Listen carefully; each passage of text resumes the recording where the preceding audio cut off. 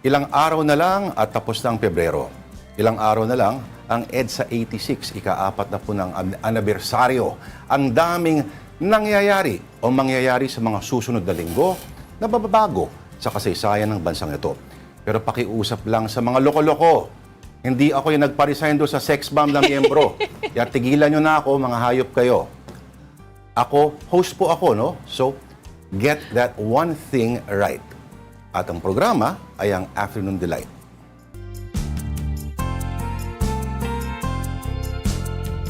Sabi na, may mangyayaring possible na alignment ng mga puwersa bukas. Ano?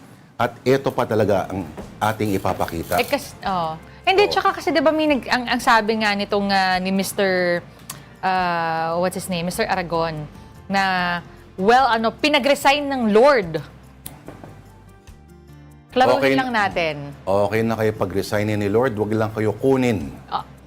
May punto ka dyan.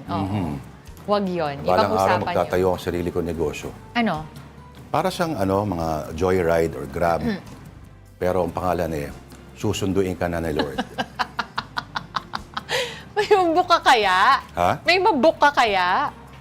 Gagawin ko mababa ang presyo para wala silang choice. Ganon. Para matatempt talaga sila, no? Ayaw nila yun. Oo. Mga kapiling nila. Tapos ang colors mo itim. Bakit naman? Ha? Hindi. Hindi, syempre dapat kasi, di ba, may mga ride services na green. May Puti. blue. Puti dapat. Di ba naka-black yun? Tapos may hawak siya. Puti, para may ilaw mo talagang malakas. Okay, para okay. go to the light. Sa bagay, iba palang sundo yung sinasabi ko. Okay, sige.